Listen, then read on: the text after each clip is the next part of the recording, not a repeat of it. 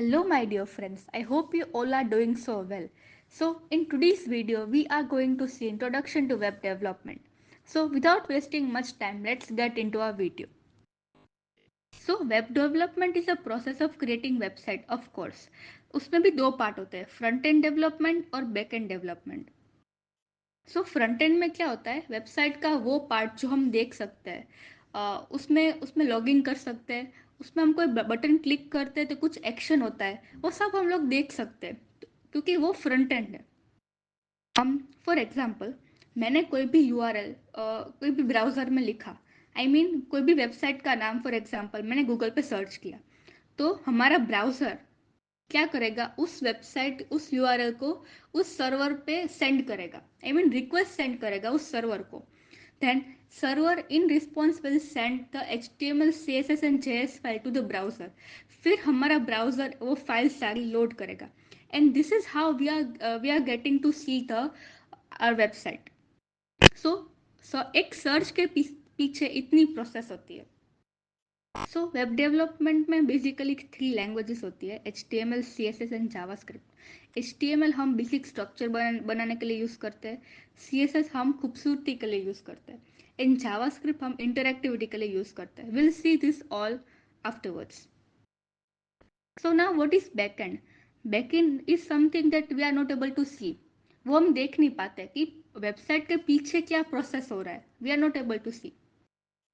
For example a car, हम गाड़ी चला रहे हैं, हाँ, अगर हम उसमें ब्रेक देंगे तो गाड़ी रुक जाएगी, हमें इतना पता है कि गाड़ी रुक ही जाएगी, बट वो कैसे रुक रही, that is not that we are not concern about it. So उसमें भी अलग अलग टेक्नोलॉजीज यूज होती है, for example PHP, Python, Ruby etcetera. And database are also part of back end. Okay, so this was basic of front end and back end. So now websites are also of two types, static websites and dynamic websites. Static websites are used for displaying the fixed content. Means ऐसा कोई content जो change नहीं होता, अगर कोई user manually से change करे then only it will get change. And dynamic मतलब as per the input of user it get changes. Example social media, for example Instagram. Yes, so we have completed what is front end, back end, and static and dynamic websites. So this was the basic overview of web development. Okay, yes. So this is the pictorial representation of HTML, CSS and JS. So हम इसे दो example की मदद से समझेंगे. So first example, imagine I want to build a house. तो उसमें मुझे पहले तो ये डिसाइड करना पड़ेगा कि उसमें कितने रूम्स होंगे, कितने बाथरूम्स होंगे, कितने किचन्स होंगे. ऑफ कोर्स किचन तो एक ही होगा, बट इमेजिन करना में क्या चाहता है, इमेजिन. सो उतना उतना डिसाइड करने के बाद मैंने घर बना दिया, ऐसा ही पूरा घर बना दिया. एंड ये भी डिसाइड करना पड़ेगा कि रूम के कौन से साइड पे बाथरूम होगा. तो ये सब कुछ होगा HTML से. And there in the picture come CSS. So मुझे मेरे घर पे कौन सा कलर चाहिए, एंड कहाँ पे लाइट कलर चाहिए, कहाँ पे डार्क कलर चाहिए, कहाँ पे ये सब कुछ चाहिए, वो होगा CSS से. And JavaScript is basically the brain. जैसे फॉर एग्जांपल ये स्विच ऑन करूँगी तो वो लाइट ऑन होगी, वैसे. सो ये बेसिकली ये इम्प्लीमेंटेशन हम वेबसाइट में भी करेंगे. सो आई होप आप लोग इस एग्जाम्पल से समझ ही गए होंगे. अगर फिर भी आपको समझ में नहीं आया, so I have a last example for you. Imagine your body. उसमें इमेजिन क्या करना होता है आप ऐसा भी देख सकते हो, but then also imagine. So first of all your body is made up of skeleton. So you have a skeleton in your body. Means वो क्या डिसाइड करता है कि आपके हैंड्स किधर होंगे, आपके लेग्स किधर होंगे. हमें हमें हमारा हैंड्स और लेग को दोनों को ज्वाइंट नहीं करना है. सो वैसे पूरा बेसिक स्ट्रक्चर आपकी बॉडी का है, तो वो HTML है. फिर आपकी बॉडी की साइज क्या होगी, आपका स्किन कलर कौन सा है, आपके हेयर्स कितने बड़े होंगे. So that is CSS. और आप क्या सोचते हो, कैसा सोचते हो, आपके हैंड्स मूवमेंट, आपकी पूरी बॉडी की मूवमेंट, आप सोचो वो आप करो. So that is JavaScript. So basics of HTML means अब हम इस वीडियो में HTML CSS और JS का सिर्फ बेसिक ओवरव्यू लेंगे। मतलब आपको आपके माइंड में ऐसा पिक्चर आना चाहिए कि HTML मतलब यस ये यही होता है, like that. So dear HTML stands for Hypertext Markup Language and it is a backbone of websites। और उसमें एलिमेंट्स और टैग्स होते हैं, वो हम देखेंगे कि वो एलिमेंट क्या है और टैग क्या है। So it has elements like headings, paragraph, image, link, this all will see. This is the very important line, semantic meaning. HTML tags convey semantic meaning, helping the browsers interpret the content and search engine understands the web page structure। ये आपको भी ऐसा समझ में नहीं आएगा।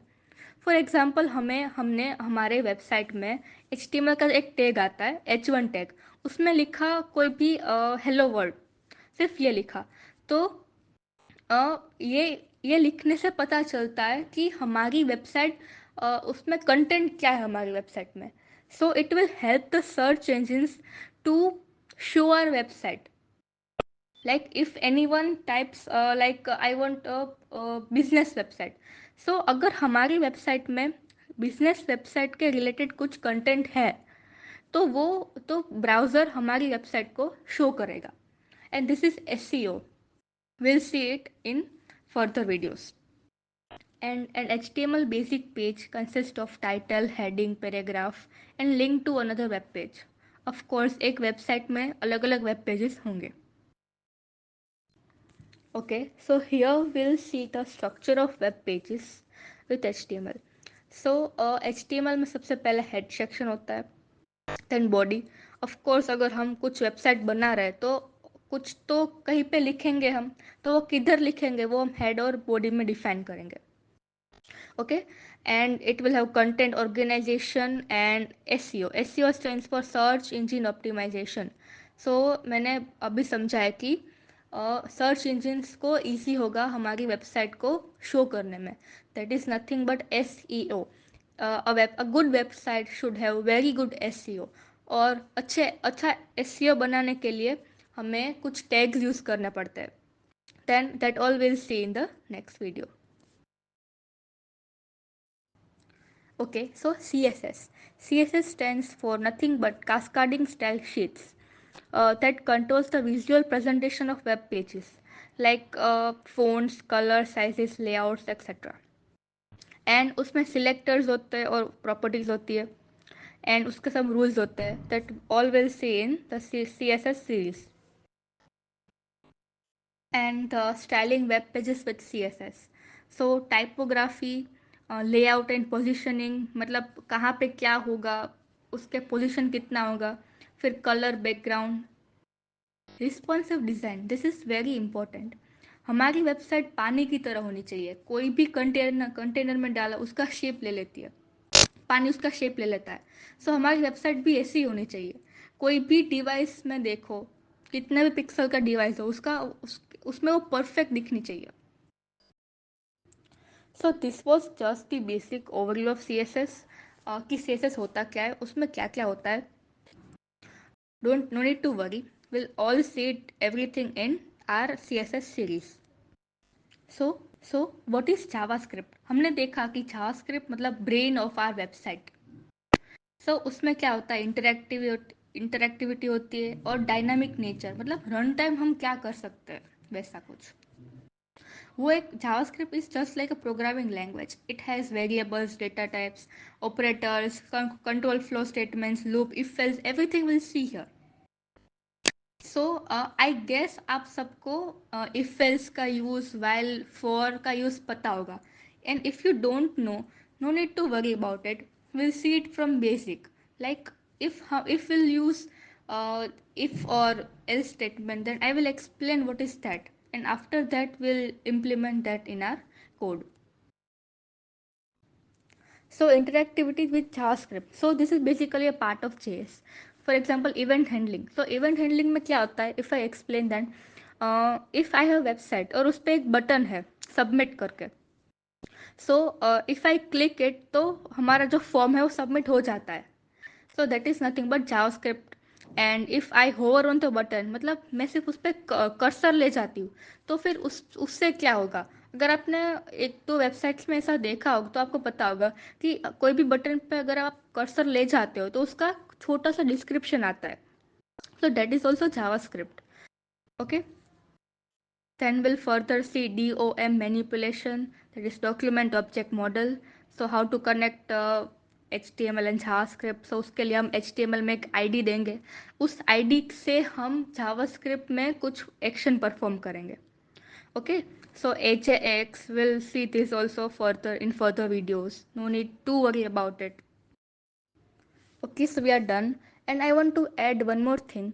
To make a good website, HTML, CSS, and JS, all these three things are necessary. Imagine if you don't have brain in your body, or you don't have looks in your body, or you don't have a hand or leg, or your hands or legs are swept. So that's not feasible, right? So everything is necessary. HTML, CSS, and JS, everything is necessary. Okay, so this was all for today. I hope you liked this video, and if you do, don't forget to like, subscribe and share it with your fellow friends. We'll meet you guys in the next video.